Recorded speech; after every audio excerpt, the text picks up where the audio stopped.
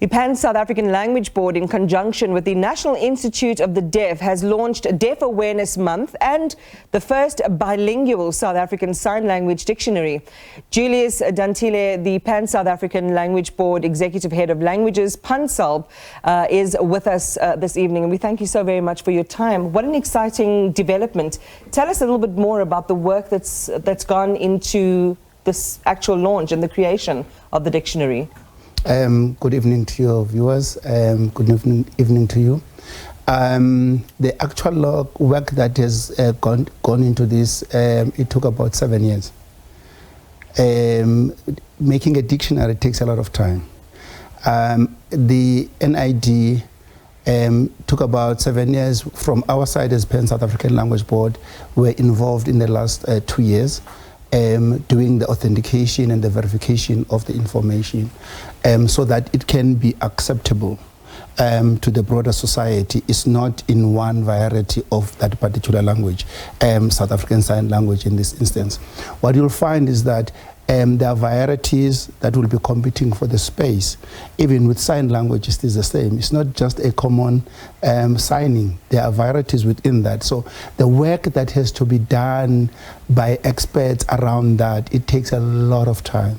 And this one is also a video, which then create an additional amount of work and also is progressive in terms of what to achieve, especially for those who are hearing, who wants to learn South African Sign Language. Because when you take a book, it gives you lines and all that.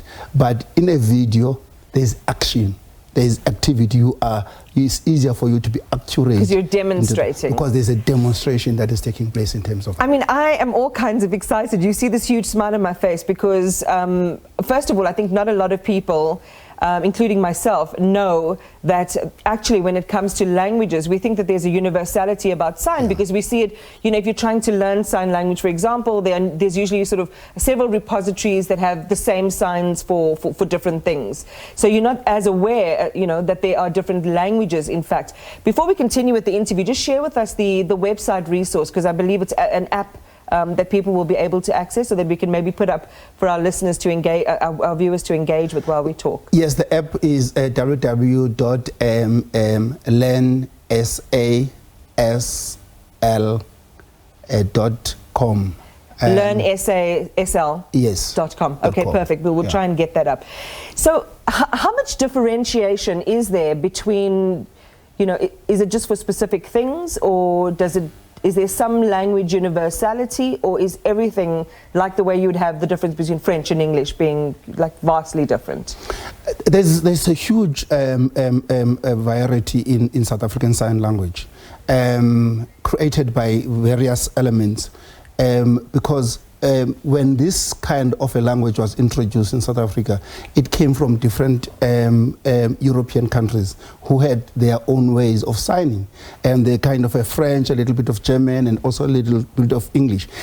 Influenced again by our South African languages that are brought into the space. For now, as a Pan-South African Language Board with the National Institute for Deaf, we have just looked at English and some of the signs.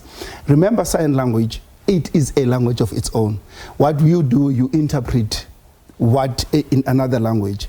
So we will still look at how we can bring some other signs in terms of building up the corpus for this particular language, so that people can be able to access information and accurately access information.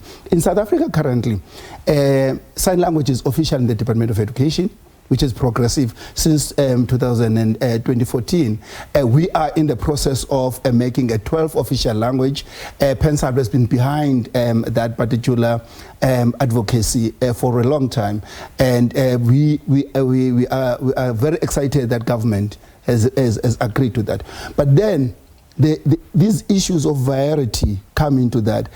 There are 47 schools, deaf schools in South Africa. You'll be shocked that most of them have got their own variety. That is just incredible. Tell me about the isiXhosa terminology and aspect of things.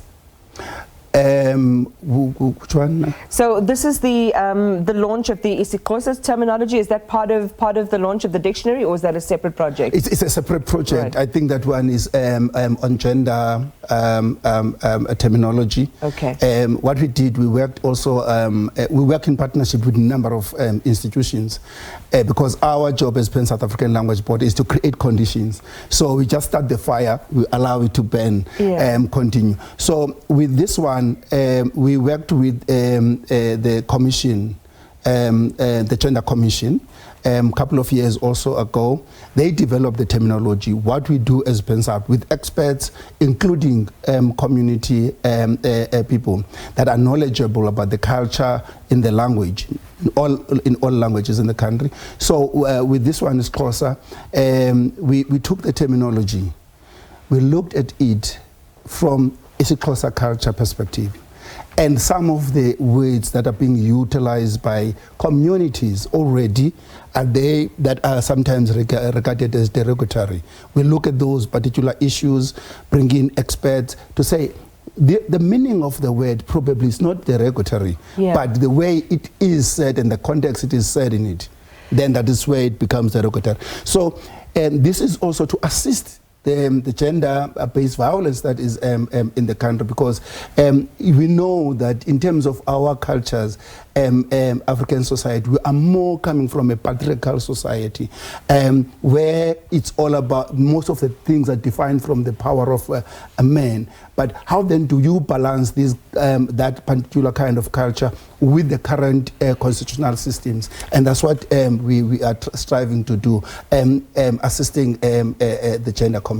I'm so sad that our conversation is over, because, you know, the whole concept of pan-South African languages, the preservation, the evolution of the language, and we've got so many different cultural influences in South Africa. It would have been wonderful to have spoken to you a bit more about the impact of that. But thank you for sharing. And I think the sign language dictionary, you know, that we've just launched under your auspices is going to be a major resource for people who want to learn the language and people who are signing that want to elevate their use of sign. So thank you for just shedding a spotlight on that this evening. We appreciate your time.